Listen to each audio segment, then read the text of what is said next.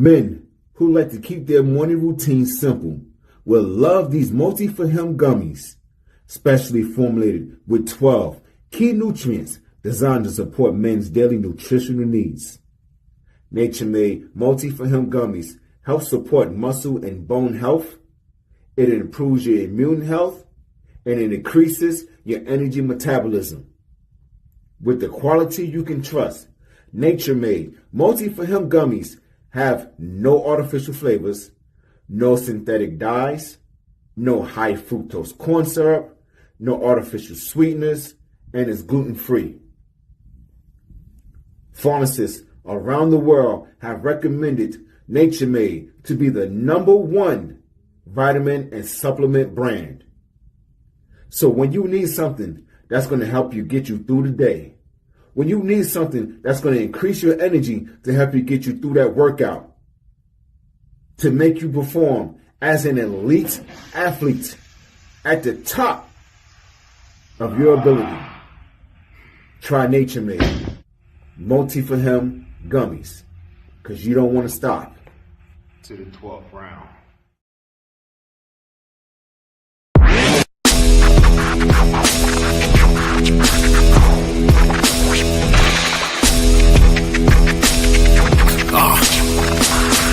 Hey yo, welcome to the Terror Dome. You should be heading home, cause you could bring all of your ninjas and the Technodrome. I rip right through your flesh and bone and mental capacity.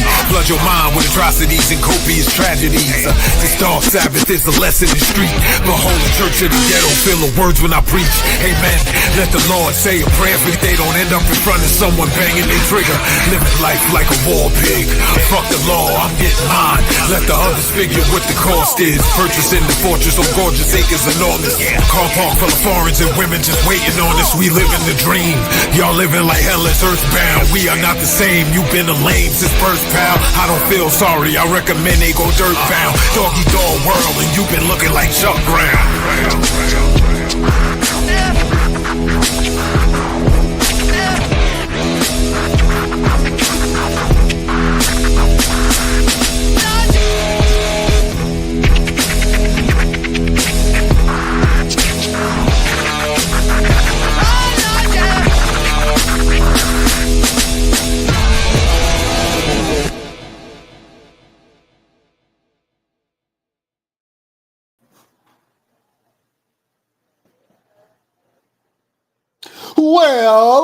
Well, beautiful people, best damn nation. It is Wednesday, and you know what time it is. It is the Best Damn Wrestling Podcast. I am your humble host, Brian Renegade, and with me, I have the best damn crew. First of all, if you see this man in a dark alley, run for your life.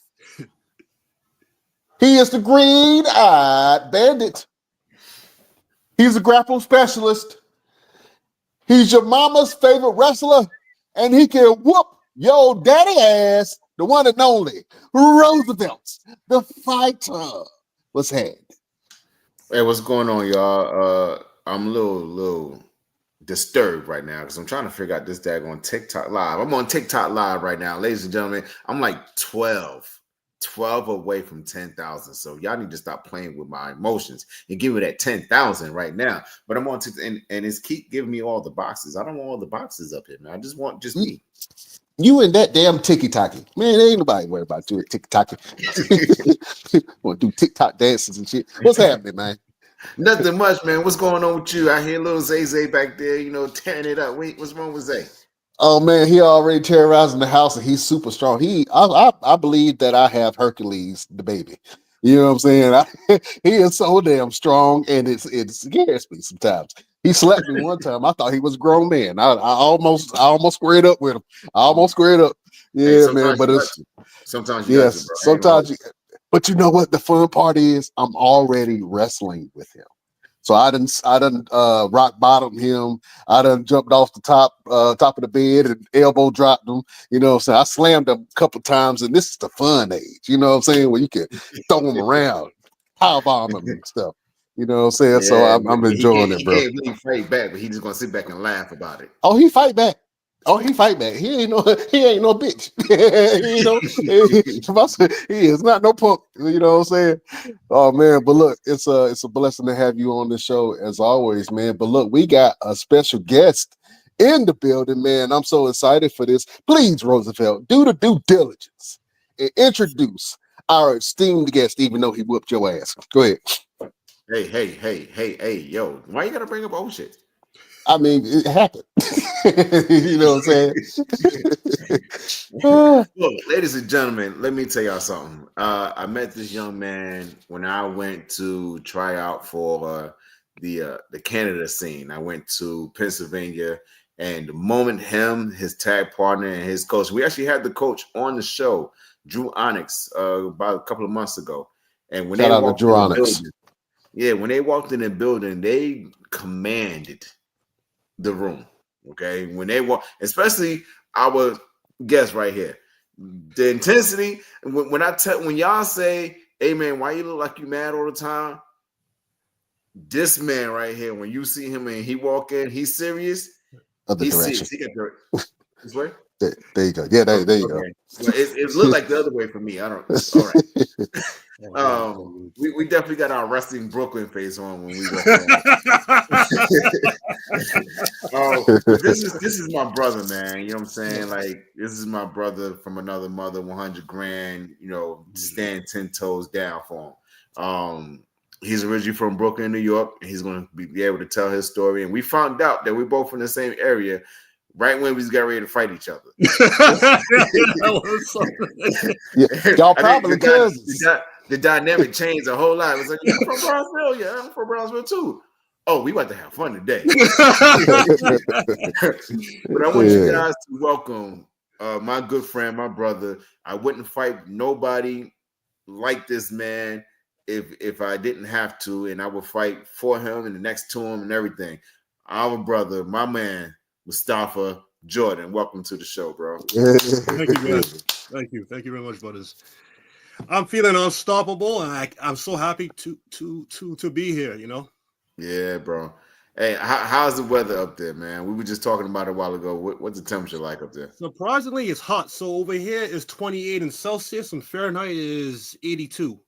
A couple of days back, it was like 10. I don't know how much that will be in Fahrenheit. I guess like 60 something.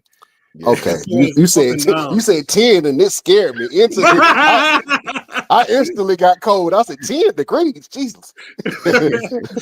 Well, a lot of folks are sick because 1 minute is hot, 1 minute is cold, 1 minute is hot, and whatnot. I myself, I have a bit of a cold. I'm coming back from one, so I might occasionally cough, but that's about it. Okay, you cold them, cough in as long as you can. Yeah. Yeah. Oh man, so let's go ahead and get started, man. And I love to ask this question to all the wrestlers that we come across, man. And it's always different. But the first question I always ask, man, is when did you fall in love with wrestling? Okay. Oh man. Okay, so we're gonna have to go back for this one. I think I was around 3 years old. Okay, so I took a lot more time. Well, in comparison to my siblings and whatnot, I took a bit more time to learn how to speak. So what helped me speak was wrestling. Now, the first match I can remember was Bret Hart versus Yokozuna. And I remember seeing a man in pink and black fighting a bigger man in red. And I'm like, I was just like drawn to it. I see it like my dad will watch it and my cousins and my granddad. And around that time, my favorite wrestler is Kevin Nash or Diesel. So I wanted to be 7 foot tall, long brown hair, and had tassels. I found him the coolest ever. So one time we were at the dinner table, and my brother was talking smack about Diesel, his wrestling ability, and I said, "That's not true." And then my parents were like, "Oh, he's starting to talk. He's starting to talk. Talk more, kid. Talk more, kid." So that's how I got started. Okay. You know what? That's I don't want you to glaze over that, because that is something that's beautiful. And I love to hear these stories, man, of how things like wrestling and food have changed things for people personally. You know what I'm saying? And the fact that you can remember the exact moments that you were able to speak, and it was all because of wrestling, man. That is awesome, man. You know what I'm saying? So thank you for sharing that with us, brother. Anytime, brother. No problem. All right, so I'm gonna go ahead and jump into it, man. How did your family feel when you was thinking about, maybe I might want to give this wrestling thing a try? Well, to put it blunt, most people in my family thought it was a bad idea. So I was studying electrical engineering, and I was playing basketball, and I was going to transfer from a university over here to Arizona State. Now I had saved up some money working at a part-time job in between classes and whatnot, and I'll never forget it. I was sitting in forensic psychology class, and we were learning about the how to profile a criminal, and there's something called the theorem of threat controlled override. And 2.5 hours into our lecture, our teacher is explaining stuff, and my brain is it's zoned out. I'm like, TCO. It's a lot like NWO. So I'm like, I just went off and I completely zoned out. And then somebody next to me is like, "Are you there? Are you there?" I'm like, yeah. It's TCO. So it's like NWO. So I created this whole backstory about TCO, and I forgot what he was talking about. And what happened was, I was about to move to Arizona, and I had a certain amount of money saved. So when I went in that class, the guy next to me was telling me about WWE, and I'm like, "Are you a wrestling fan?" He's like, "Yeah." "Are you?" "Yeah." "Do you want to go to a local show?" "Yeah." By the way, I don't know this guy. He's just a wrestling fan. So we end up going to before even going there, we met up with some of the other guys. We're about, I'd say, about 20. And we're all talking about stuff that we like when we were kids, and we talk about NWO and DX and this and that and this, and then we came up with this elaborate idea to be the reverse NWO. So we'll wear all white shirts and paint it in white that glows in the dark, TCO, because of that class, and we tour around and just going all these feds and beat the crap out of everybody, and then it was like a reverse NWO where we were like 19 black guys and one white guy, so it was a reverse. Oh, y'all was a gang. Yeah. Out there, we're all white, right? So, and then one thing led to another. So I go to a tryout. All the guys say, "Yeah, I'm gonna go to a tryout. Yeah, Moose, I'll be with you." I'm the only one that showed up. And after our tryout, I was sitting on a park bench. I'm like, "Yo, bro, I'm a basketball player. I don't know much about wrestling." So I asked my sister what she taught. She was the first person to say, "Moose, you've tried a lot of things up on until this point, and you have a tendency of stopping. You learn to speak because of wrestling. Do it. If you like it, good. If you don't, at least you know that you tried." Versus saying, "Well, what if, one day." I said, "All right." So I took that money and I put it down on tuition, and 11 years later. Oh man, go ahead, Roosevelt. Yeah, man. I mean, so you went from forensic science, Yes, and learning how to profile a criminal to becoming one of the baddest men in wrestling. I think that skill really translated. You gotta really decipher that. Like, you didn't really break into that. Like you went from saying, "I know how to to hide a body. Yeah. I know how to figure out what a criminal would be capable of. I know how to become a criminal and to not even get caught of being my criminal activities, to become a professional wrestler where I can do these type of things to you and get away with it because it's all sanctioned of somebody's liability like insurance. Genius. Genius. Yeah. Yeah, you can be evil. Yeah. And see, I would catch on with that because we're family. So know, as soon as you said it, I was like,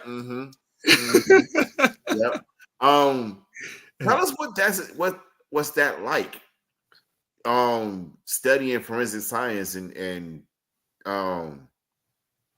being able to profile criminals.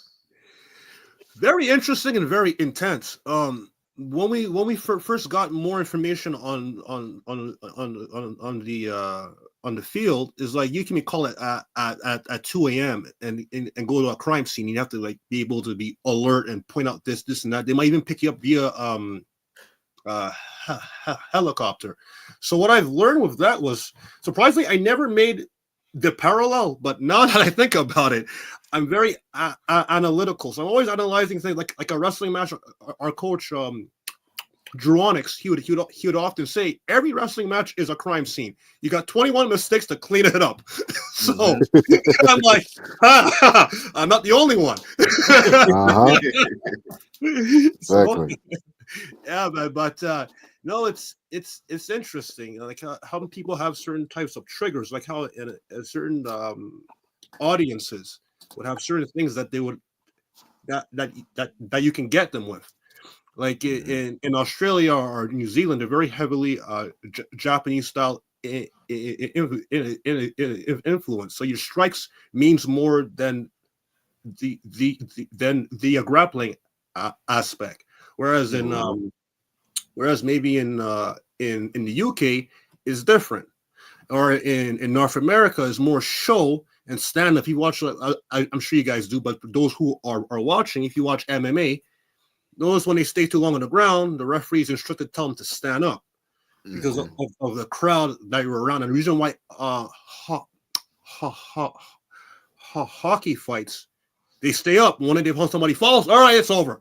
It's knowing where you are, and then how do you make that work for you? Yeah, I don't know if I could have been in that forensics class. I'm like, why do I keep fitting the damn profile? I don't understand. I fit every profile.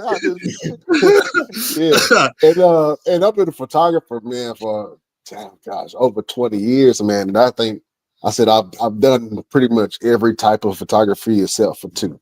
I haven't done underwater with sharks and sharks and shit. And I haven't done any forensic photography going on the crime scene. I don't think that I can personally deal with it. You know what I'm saying? Looking at the pictures. Yeah, so that's a special type of skill. And I actually knew somebody that was on the cleanup crew. I don't know what they call it, but the crime cleanup crew, whenever something happens, the coroner people, but they had to go and actually clean up certain scenes after accidents and stuff like that. And I'm like, they gotta be tough on you. And then some parts, that job is outsourced. So you're not even a forensics. You have a business where you clean up crime scenes. That's wild, man. I'm like, okay. Yeah. I mean, for somebody that need a job, you know what I'm saying? Like, you get to the crime scene, hold up. This was not in the job description. Yeah, man. Yeah, absolutely. Talk about your first opportunity of training, what that was like, and the transition that you had to make from being a basketball player to getting into professional wrestling. It was wow. I haven't really put that much words to it, but the best way I can describe it is basketball. You do things in cylinders, right? It's a game of avoiding one's cylinder. Whereas wrestling, you're going straight in, as well as the steps. I've been conditioned for 15 years to do 2 steps, 3 to walk. I don't know, today's NBA dudes be doing 16 steps and they don't call it anyway. I digress. But traditional basketball, the way that we know it, is 2 steps. So in wrestling, having to make that third step for if we're out of focus or for the cameras, that was my biggest challenge, as well as conditioning for this sport. Because for basketball, I trained 6 days a week. Mm-hmm. But it would be like lower body day 1, day 2 upper body, day 3 agility and balance, day 4 would be legs again, day 5 it would be back and shoulders, day 6 would be plyometrics, day 7 is stretching, and then do it over and over and over again. I normally do that over a course of 3 to 4 months, and then throughout the year I have a simplified one of that. Whereas in wrestling, I tried to bring that style to wrestling and training, and I kept getting hurt. And it wasn't until I realized, hey, I need to focus on a different strategy, but keep certain elements of what I know, like the plyometrics and balance and agility. But everything else I had to change. Also, the mental game, like in basketball or fighting or anything, there's no gray area. It's either I'm going to get my ass whooped or I'm going to whoop somebody's ass. There's no gray area. Right? One of the two. Wrestling is both of that. Yeah. And you have to entertain them. Yes. Absolutely. Yeah, man. You mentioned the different styles of different countries in different areas, like New Zealand, the UK, and Japan. And you yourself has had opportunities to go over to these countries. Tell us about those experiences. A lot of fun and eye-opening. A lot of us, that people that I've known that I've came across, they aren't aware how similar we are. Like in terms of getting things done, Australia is the US, New Zealand is Canada. We take our sweet ass time. We ain't in no rush. If you want to get frustrated, go to outskirts of New Zealand. Ain't nothing going to get done. Australia's fast paced. Let's go. And ironically, Australia is divided by states, or the way it's made is divided by states, and New Zealand is by provinces. They're very. I say both places are very American inspired, but due to close proximity to Japan, a lot of their wrestling is strong style esque. Okay. Man, you got all those big ass islanders you got to fight if you want. Oh man, those people are nice. Don't piss them off. A lot of them, my boys, don't piss them off. I saw one dude. He looked like he just came back from work. He had a long shift. You can tell by his body language, right? So we're in the boxing class. Kickboxing class. He did a combo and he threw an inside low kick. He didn't put that much force. These punching bags and kick bags are 210 pounds each. It flew in the air with each kick. He didn't put full force. He just threw the kick in the body. I'm like, okay. Like, hey, buy you a beer, sir. so today we gonna slap box. You're not gonna kick me with one of them heavy ass Wakanda Forever kicks. Yeah, that's not gonna happen. Yeah, man. Yeah. Well, that's cool, man. So you playing basketball? What was your position? Like, what position did you play in basketball? I was a undersized forward, so I excel more at 4, but in Canada, like in high school, I'm a 4 or a 5. But when I got to the university ranks, I had to switch over to a 2. But I'd post you up. And my tendency, I've been a 4 my whole time. So I'd post you up. I'd shoot threes, but I'd post you up. So that's what I was. Yeah, those are some good times. Man, talk about being from New York City, man, and you from Brownsville as well. Yes, sir. I'm just a little bit out of Brownsville, but you know what? It's Brownsville. That's not what it is. He said, I'm a claimant. Yeah. I'm a Brownsville bully too. Yeah. No, but Yeah. always feels like home. Even though I haven't lived there in many years. Every time I go back, I see my auntie and my cousins, and at one point, my parents were still there. Always feels like home. Unfortunately, I didn't stay long enough. We had left when I was very young, so learning a lot of stuff. Like first and foremost, I didn't know I was black until I came here to Canada. I'm sitting in a classroom.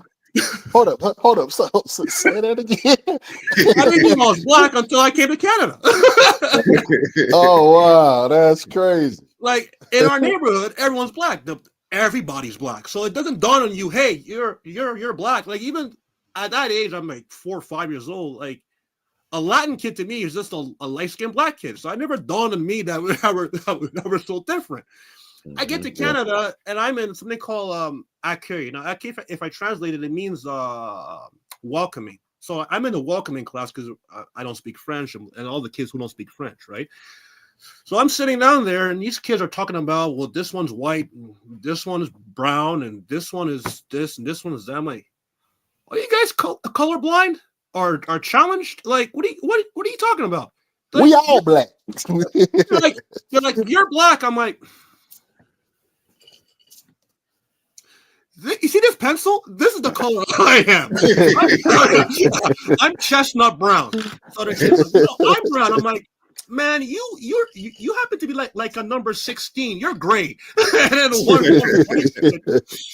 white kid, I'm sorry, kid, but he was in tears. He was like, I'm white. I'm like, kid, you're number 8. You're peach. Look, you're peach. He starts crying. I'm not peach. Or this other kid was like, I'm yellow. I'm like, no. You're Arizona yellow. You're your colors. Yeah, man. You mentioned Arizona a couple times, man. Did you ever come out to Arizona? Bucket list, no. Okay. I'm out here in Phoenix, man. So, all right, I don't have to show up. Yeah, now you got to show up. Yeah, I know we were talking about doing something here, man. So I know this will be a great destination for a lot of wrestlers to be able to come into this market, man, because it's money to be made out here. But you being in Canada, man, how long did it take you to really adjust to being up there? It helps when you have older siblings. Like, see what they do, and you're like, I'm not doing that. See what they do and go, I'll do that. Right. But no, it wasn't that hard. It's just, for me, it was a school thing. It was like, I'm black. Is it everyone black?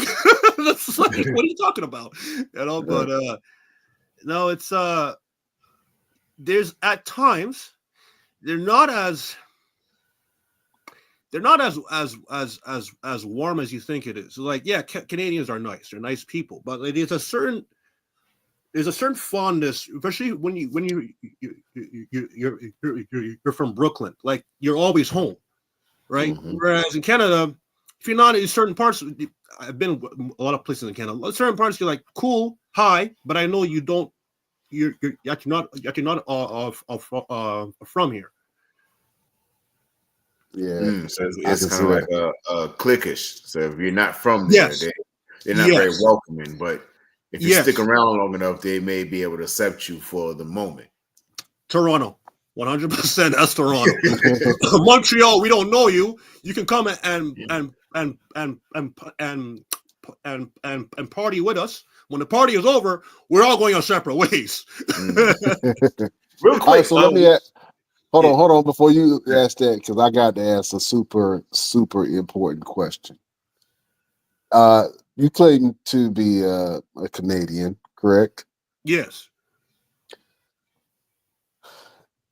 Have you guys, do you or do you not disown Drake?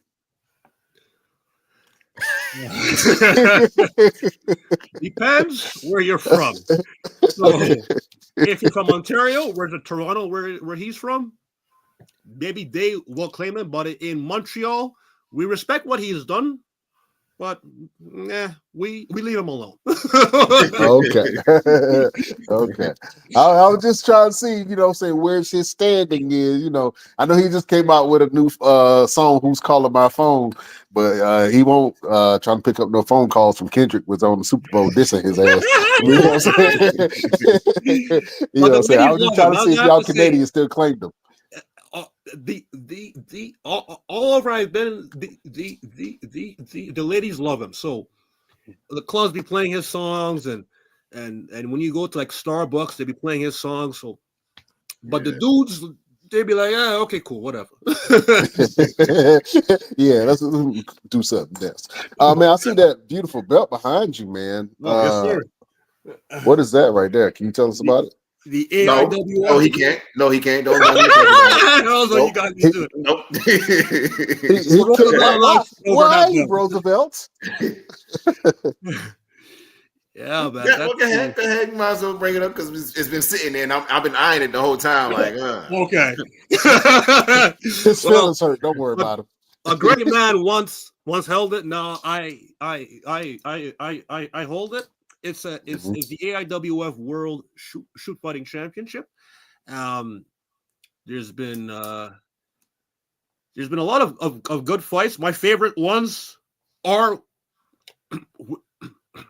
with Roosevelt because of not for the fighting, for what it represents. Different styles, different philosophies, but at our core, we are cut of the same cloth.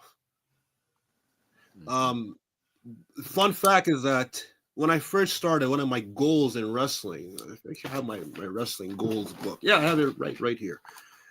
I wrote down, you may not be able to read my handwriting, but I wrote down a series of goals. If anything, I'll take a screenshot and post it after. And one of them was to win a world title. Now, I had this dream of winning a world championship and traveling all over and defending it, but defending it where there's those flags on the belt. So then, sometime after that, Nick Aldis had the 10 pounds of gold with NWA a few years back. That series is like, it was the brain. What I had in here, somebody already did, but it's in a different light. So my vision was, hey, every flag is on a belt, defend it there if it's possible, or somewhere that is close by to there. It really adds to my love of traveling, and I like being in a new place, having to learn and observe everything. Like when I go to a new place, I don't take the tourist bus. They're gonna show me the glitz and glam. I take the city bus. I have a winter hat on, I have a hoodie on, or whatever I'm wearing. I sit on the bus like everyone else and I observe how people how they interact, how do they sound like. I guess it's the forensic psychology part of me, but I'm analyzing everything. Like when I was in Chicago, I observe how the people interact, and on the bus they don't make eye contact. They're very much in their world, and if they make eye contact, they make it with their shades, and they read you like this without doing this. There's certain stops where the train will say, "Hey, grab all your belongings and keep it on you at all times." Blah blah blah blah blah. And I found out because in Montreal there isn't there's none of that. The only time they tell you anything like important, this is the last stop. Please get off. That's pretty much it. My shift is over. If you're still here, Yeah. you go sleep here. I'll see you in the morning. Yeah. Yeah. Oh man. Tell me about some of the styles that you have, man, and because you have been defending that belt, and I think that you're a great champion, a great fighter, man. But tell us about some of the styles that you practice. Okay.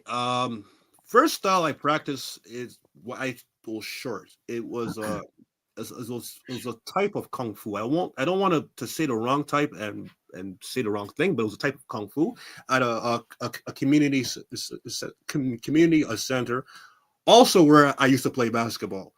So I was getting bullied at one point, and I'm a basketball player. We train to avoid you. So I want to actually go into. I want to be something. I want to fight back physically. So I started to learn that, and I fell in love with it. But it came a time I had to make a pick between that and basketball. And basketball was the one I was doing the longest. Then years after that, at the torture chamber pro wrestling dojo, they had invited a catch as catch can instructor. That's his background. That's his thing. That and Sambo. And for every week, for a year and a half, he beat the crap out of me, and I keep coming back. And then I'd go and watch BJJ. Just watch. I don't really understand what they're doing, but I can see certain things that they're doing because catch BJJ is similar, but not very much the same thing. And then I'd watch it, and then I'd go and ask him questions. He'd say, "All right, do this and do this and do this," and I'd go and try it when we would roll. Of course, he would find a way to get out of it. He'd tell me, "Hey, do this instead of this and this," as well as with Drawonics. Drawonics would tell me, "Hey, that wouldn't work in this situation. Do this," and he would just put me in and out, like start tapping out. He's like, "This is how it's done."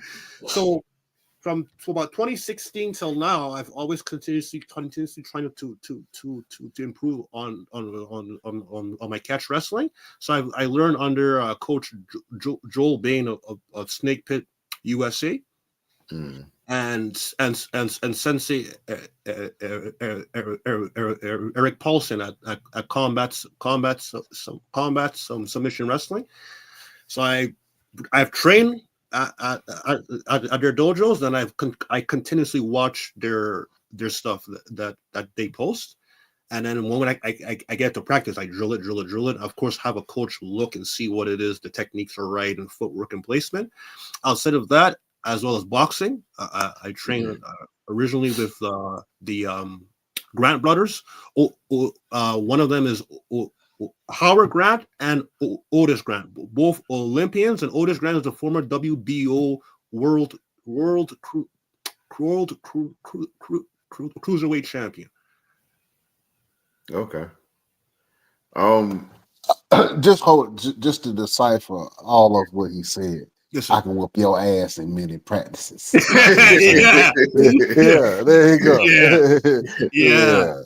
And then you a lot of my see boys our brothers.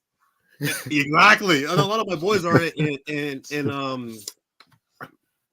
MMA. They're like, "Yo, Moose, come over to MMA." I'm like, it's not the same for me. There's no story. Yeah. Keep my wallet, keep my sandwich. Now we have a fight. Yeah, absolutely.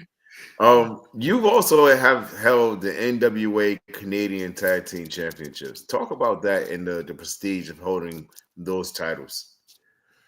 That was something. Well, the first time I won it, I was fortunate enough to have held it 3 times. With two different tag team partners. The first time I won it, it was a shock because the ending of the match was not planned. So when we won, the pop the crowd got, and then the wave, it was a wave of years of training, the validation at that moment, and new NWA Canadian tag team champion, just to know that guys like the late great Roddy Piper, and just to name one that stands out, held that title, or a version of that title, and to have my name like in that list, that was so cool, man. And then to do it again, and then do it another time, and have share that same a feeling again with Wilson. My first tag team partner was Stefan Paulson, former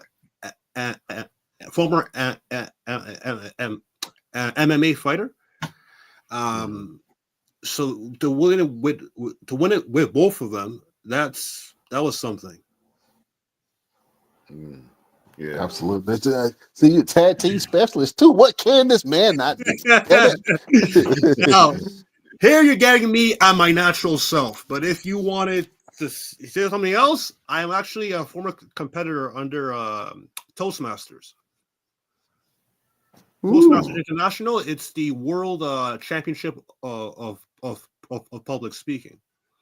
Now, Awesome. fun fact: at my natural self, you're gonna hear my stutter, and I'm portraying a character, or if I'm speaking, you wouldn't know.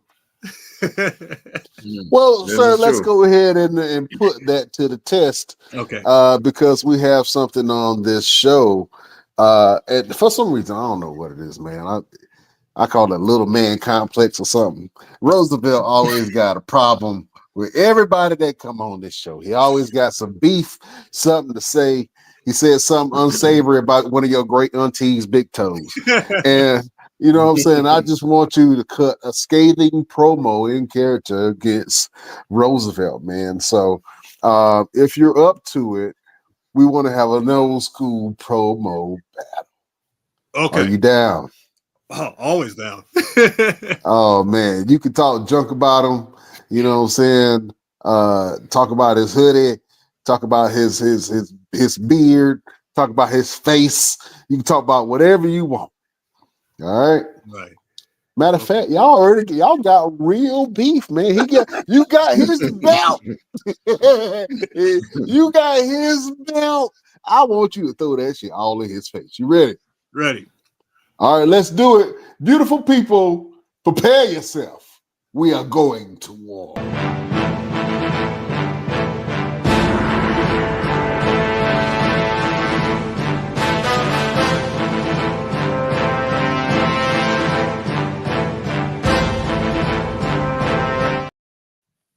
All right, who got first? I'll go. Mustapha. All right. Okay. Roosevelt. You keep talking about Auntie's big toe because she stubbed it because it's misshaped. Forget her misshaped toe. Let's talk about what's really the problem. The problem here is I have something that you want back, and you're going to have to earn it back, just like anyone else. I know our battles in the past are classics. We're 1-1. But the next time we meet, it will be the rubber match. You're a dangerous man, not to be messed with. And spokesperson for Nature Made? Understand that. Just like you, I am nobody to be played with. Leave Auntie out of this. After our battles, we can get maybe some macaroni pie, some collard greens, some biscuits. But in this battle, there'll be no gravy. Ooh, no gravy, no seconds, none of that. Your ass get what you get, damn it. Oh, that was a great promo from the one and only Mustapha Jordan. Roosevelt, what you got?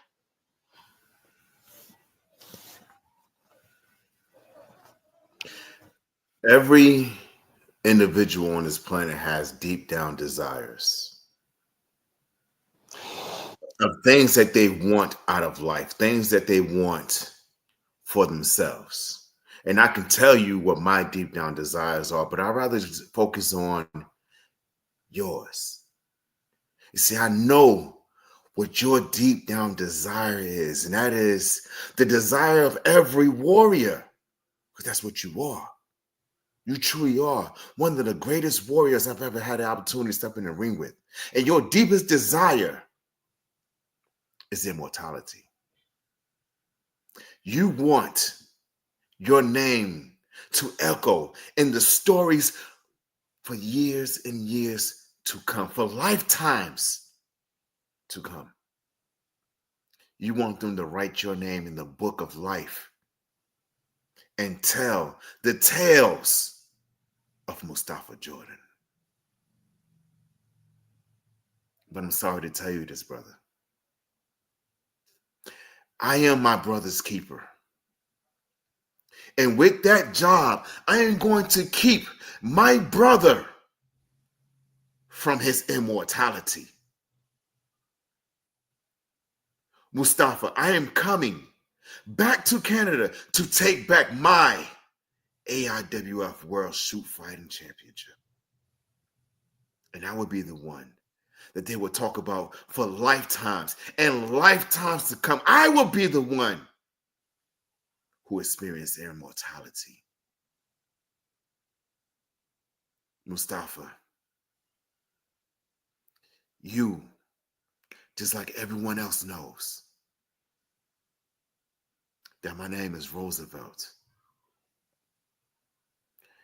And while you will live and die in mortality, I will live immortal, because you know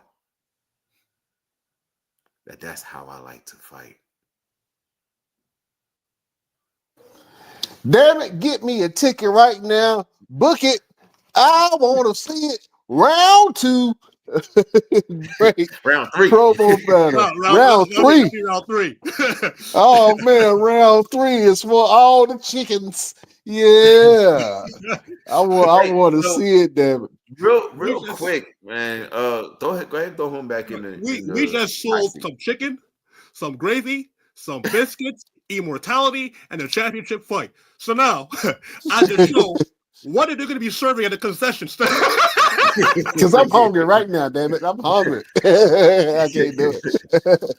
Absolutely, man. Ever since you've gotten the championship, you've traveled all over the world. You've had different competitors. The most recent one was Drew Gulak. Yes. One of the fights that I've been wanting for a very, very long time. Talk to us about that experience of stepping in the ring, not once, but twice with Drew Gulak. We have the rematch coming up. That time coming up, it will be for the championship, but the non-title fight, everything that I've done up at this point prepare me for that, and it was one of the easiest matches I've ever had, outside of the ones with you, Roosevelt. Mm-hmm. It's knowing what you're going in there for, what the goal is, and get it done your way. Mm-hmm. I don't do well with, hey, I have an idea. I want to do like, here, this is what they want. Let's paint. And with him, it was like, that's where I have to get to next. Like the pacing of and being because he did two matches in the same night, completely different. With him and I, that was the fans. That was a fight, and it was. The other match was a fight, but a different type of fight. Going back to the match that you and I had in the very first one. Yeah. And I've told this story a couple of times where when we got to the back after we were done, and Wilson walked up, which is his tag partner. We're gonna have him on the show pretty soon. Walked up and was like, "You okay, Mustapha?" And you was like, yeah. And we're both happy. We're excited. We're hugging. We had so much fun. And Wilson came up to me. He said, man, I thought we was going to come out the locker room and all jump on your ass. I said, why? We thought you was out there trying to kill our brother, man. Like, it was the intensity of what we brought to the show, because our match was the only match that had that caliber of style of what we were doing. Yes. So tell the fans how you felt in the two matches that we had. Like, what was your experience, and what was what stood out for you? They were completely two different matches completely. If you came to both shows, it was never the same thing twice. What I stood out for me was when I watched them back. The first match we told a story with striking. The second match we told a story with grappling. Mm-hmm. And both audiences were the right audience for that style of match, because that style of match can die in front of the wrong crowd. Mm-hmm. If you stay too long on the ground, if you strike too much, there's not enough throws and so forth. But the storytelling, when it's really the storytelling. it's the little things. It's your placement. It's your facials. It's your movements. It's my movements. And then you understand that there's a good guy, bad guy, but it's not as blatant. Mm-hmm. Granted, the area in which we were in, you had to pander in the beginning just to hook them in. But once they watched it, they're like, yo, this is completely different. That's the stuff I enjoy. I'm excited for that. So when we went in the back, I was all happy. I'm like, yo, I was the enforcer on every basketball team I'm on. I've been thrown out of games for being too rough. Like to me, that was just a regular day. I've had guys after basketball games, my team and I wait for us at a bus stop to try and jump us. I'm not sweating it. Yeah. Yeah, man. That's how you know you got real heat, boy. You know what I'm saying? I remember when I was in high school, man, game rivalries used to be a little dangerous. You know what I'm saying? Because, there would be fights at the game and after the game, you know what I'm saying? And sometimes, in the South, they start shooting, you know what I'm saying? At some of the games, you know what I'm saying? Like, so it's great that you have that Ron Artest, Dennis Rodman kind of feel to you, you know what I'm saying? Where you were able to go right into wrestling, man. Yeah, for me, it was like, hey, man, I might not be the biggest guy on the court, but I'm not going to be nobody's punk. You want it? Come get it. Yeah, absolutely. I Draymond bringing your ass. Yeah. Oh, man. So talk about some of your aspirations, man. What do you want to accomplish within the wrestling business or just in the future in general? On the cards for this year right now is not official, but is on the cards is Mexico and Japan defending that beauty. And then because my whole goal is being a world champion. I want to bring it all over the world as much as I can.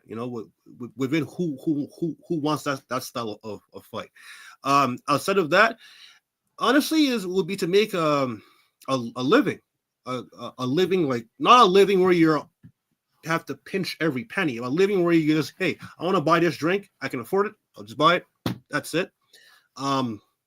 I watch a lot of AEW and WWE and New Japan, and that for everybody, for a lot of people, that's the end goal.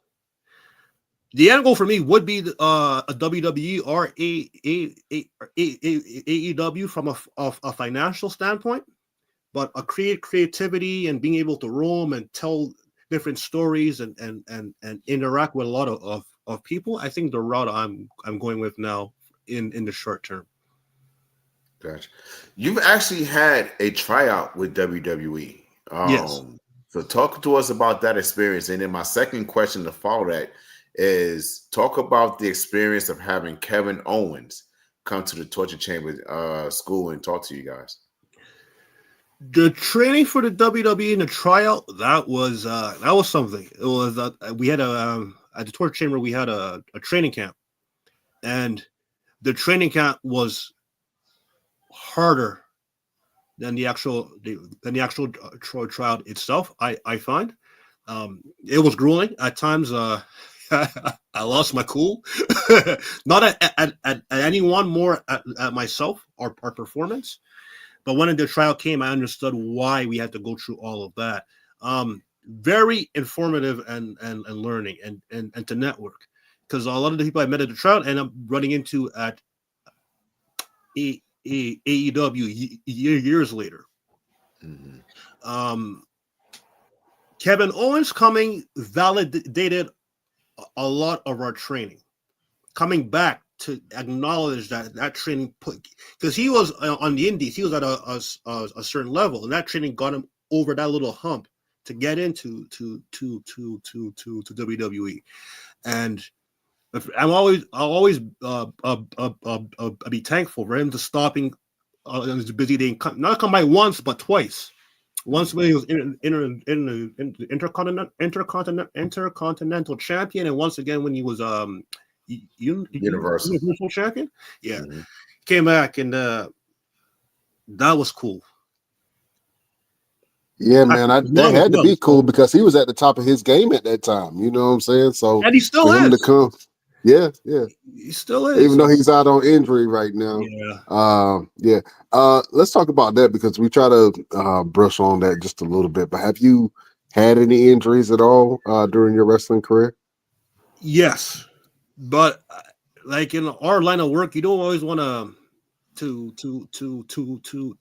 broadcast it. I'm more of a MMA or boxing thing. If you don't see it, it's not injured. If you don't have tape on it, it's not injured. I'll feel it. I'm not admitting to anything. Right. Exactly. Talk about Coach Drew and the way he motivates, the guys and what it means to you to learn under his learning tree. Very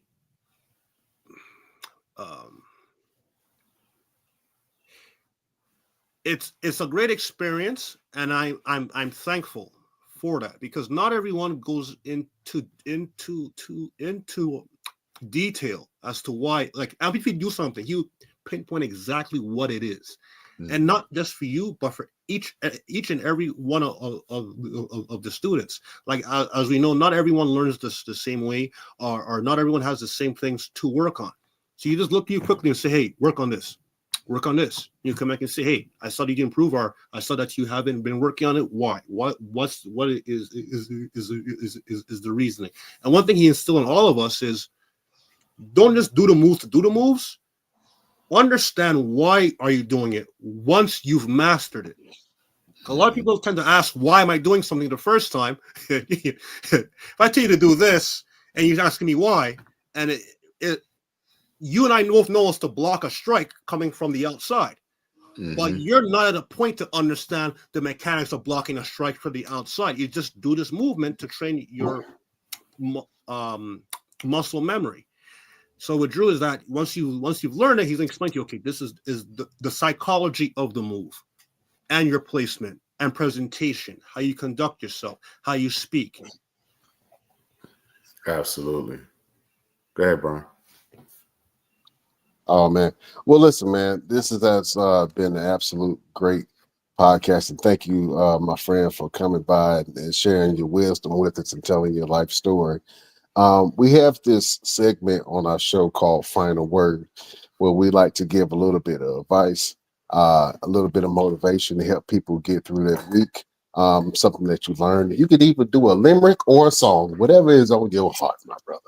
You know what I'm saying? So, do you have a message, a little bit of motivation to help people get through their week? Do you have a final word for the beautiful people? It's been a while. All right. Okay, this one goes out to my dad. Okay, Daddy. Somebody asked me, how am I doing? Please. How are you doing? I'm unbelievable, unbreakable, unstoppable, always on and never off, simply unforgettable. Think about it. I'm on another level, in another sphere. To the astronomers and astrologers out there, I'm in the ionosphere. You see, these words go together better than cops and robbers, bread and butter, grease on chicken. These words are Mustapha Jordan and you, the next world champion. Whether you like it, love it, adore, stand at the picket line and complain about it. Make no ifs, ands, or buts about this. Your day can change if you believe in yourself and remain unstoppable. Absolutely, boy, that was Love powerful. that. I thought you was rapping for a second. I was about to drop a beat. I was about to start beatboxing, boy. I felt it. I was about to hit the fat boys kind of beat.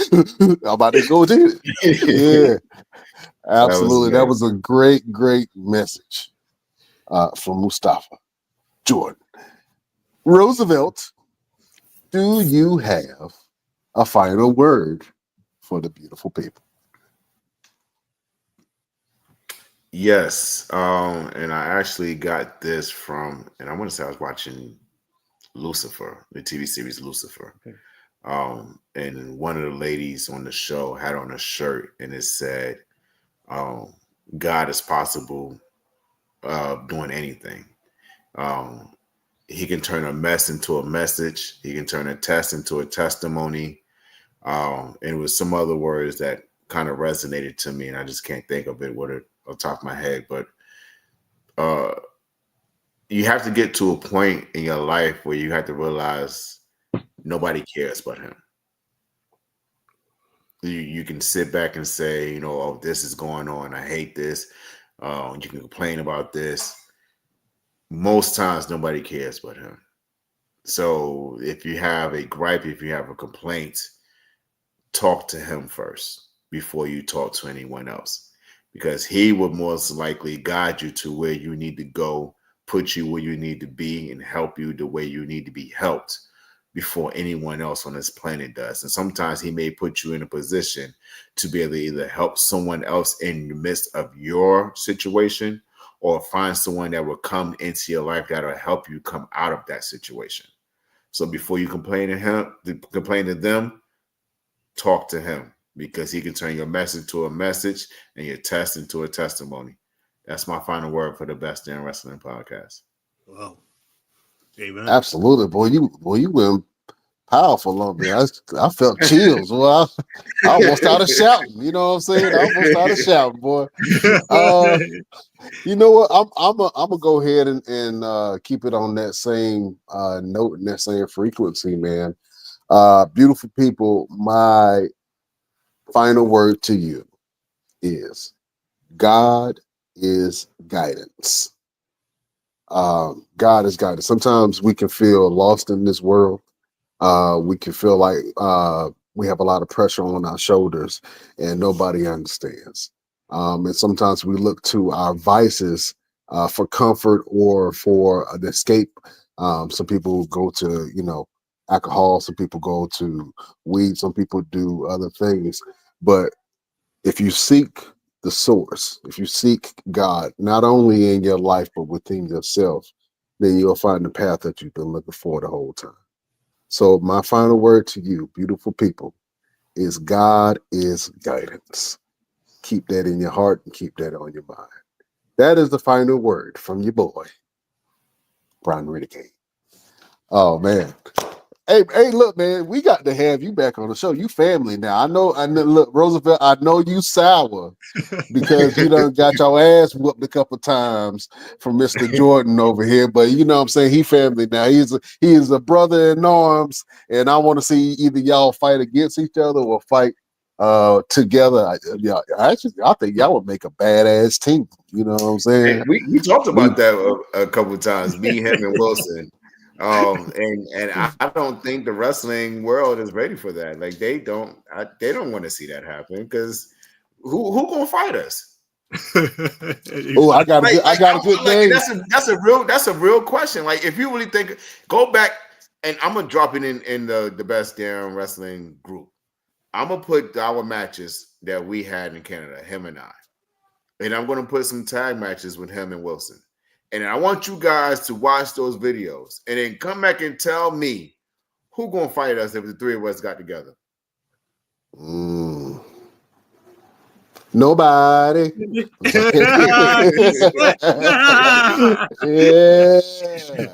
Oh, yeah. Y'all think y'all need is a Tuesday, man. All three of us bring something dynamic to the table. You know what I mean? Like it's like Wilson. He's a nice, tall, stocky dude. Like. I really feel like if he hits you, you're not gonna want to come back and hit back. Nope. If Mustapha hits you or grab you, you're not gonna want to stick around. If I hit you, it's a wrap. and I've learned, and as we go along, and the things that I've been doing and the matches I've been having, I'm hearing all the time, man. You just know. You guys say all the time, man. No. You see Wilson's face? Look at Mustapha's face. Okay, look at his face on a regular, just relaxed. Look at mine. This is our resting Brooklyn face. This is the face that when people look at us, they be like, "Yo, you good? You everything all right? You know we got a match later. I just want to make sure everything is okay. Do I need to go and get you some puppies, some bunnies or something, just to make sure that you're happy and everything's okay?" They be like, yeah, I'm just chilling, and people just can't get around that. They see our faces and they're like, nah, something is not right, and I don't think I want to partake in anything that he got going on. So do you imagine the three of us with the guidance of Coach Drew? Oh my, it's a wrap. It's over. Over. Yeah, Beat Down Productions. I like it. Yeah, That's it. I like it. I like it. Well, listen, man, I got to see y'all in some capacity, man. Listen, Mr. Jordan. Thank you for being on, man. I'm excited to see what your future looks like. I know you champion now, but for some reason, when people come on this show, they either get another title or a big opportunity, man. So I'm hoping that happens for you. As a matter of fact, it will. Don't worry about it. It will. So we'll see you with another championship soon, man. But you have to come back home and kick it with your boys, man. Family now. Yes, sir. Absolutely, man. Yeah, you got a show coming up. Let's go ahead and plug that real quick. That's it. Prince George Civic Center, May 16th is the Chocolate City against the Handsome Devils, who are the current reigning primetime wrestling tag team champions. We're looking to take those titles back to Quebec. So let's do it.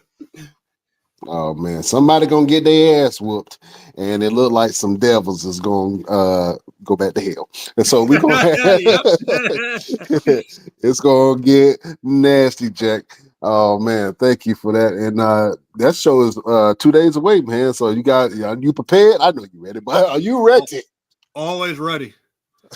Always ready. Always ready. Always stay ready. All right. I got to have you help me in the show. Is that okay? Deal. No problem. All right, cool. So I'm going to say we will see you next week on the next best. And I want you to say the word damn. But I want you to say damn with conviction. I want you to say damn that only somebody from New York would say. Okay. Matter of fact, you can say it in your Canadian language. Canadian? Okay. However you want to say it. Okay. But I want it to be threatening. You ready? Yes, sir. All right, let's do it. Beautiful people, best damnation. We will see you next week on the next best. Damn. Shit. Wrestling podcast. Here's my keys. Here's my wallet. Take it all.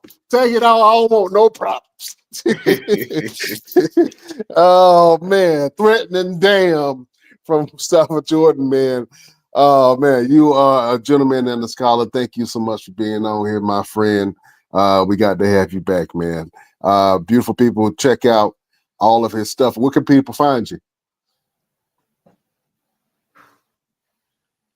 Oh, I think we lost him. I think he had some technical difficulties. But It's all good. We will plug all his social media stuff. Where you guys can find them. And make sure you guys are following us on all our platforms. Go ahead and plug it away for us real quick there, Brian. Oh yeah, man. You can follow us on Instagram at the Best Damn Wrestling Podcast.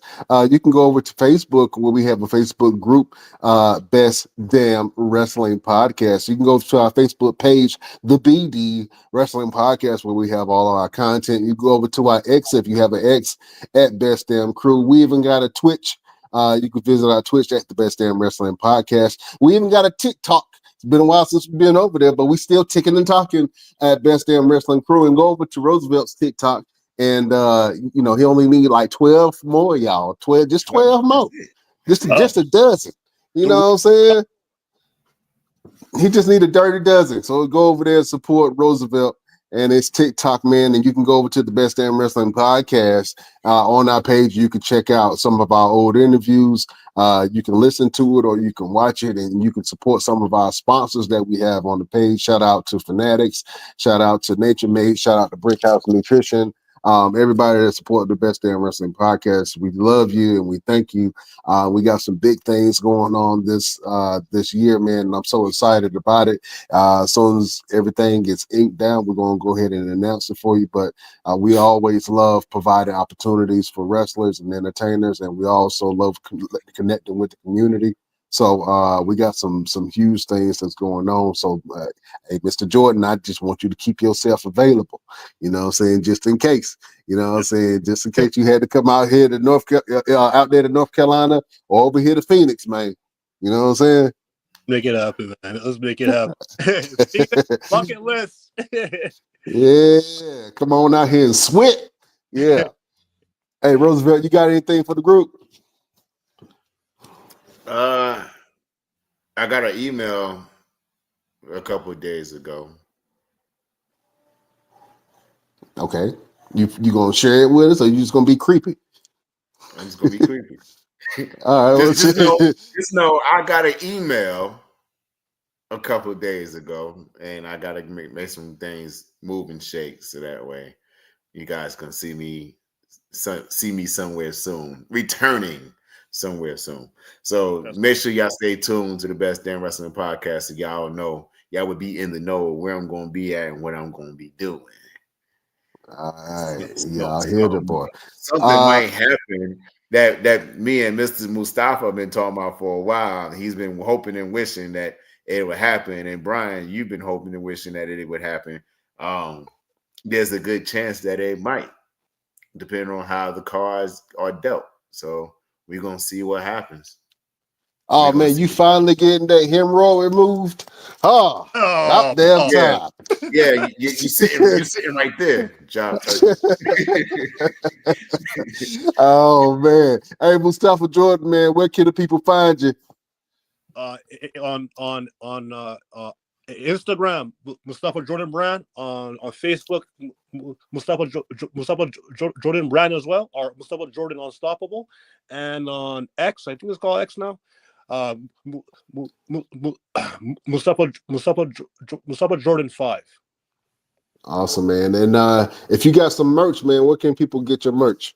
You can get it on Brainbuster Tees. Look up Chocolate City. We have hats, we got shirts, and some other stuff. Chocolate City, boy, y'all sound like some strippers. You know what I'm saying? Coming to the stage. Yeah, we can whoop your asses and strip from your woman. Coming to the stage, Chocolate City. Yeah, I dig it. Oh man, it's a pleasure having you on, man. Beautiful people. We can't hold you no longer. Check us out on all our platforms: Instagram, Spotify, iHeartRadio, Pandora, wherever you get your podcasts. You can listen to the boys at the Best Damn Wrestling Podcast. And thank you for everybody that listen to us overseas, man. We got people there in Australia that listen to us too. So good day, mate. You know what I'm saying? I love, yeah, I watch Bluey too. You know what I'm saying? So shout out to everybody in Australia, man, and Germany that listen to you boys, the UK and China. So our numbers are growing, and we're reaching a lot of different platforms in a lot of different countries, man. So thank you guys for supporting us. And as always, shout out to the truckers. You are the lifeblood of our country. And thank you for everything that you do. And shout out to everybody that's in law enforcement as well. Thank you for your service. You know, just giving y'all some love because y'all loves us back. All right. I can't hold y'all no longer. Beautiful people, we bid you. I do.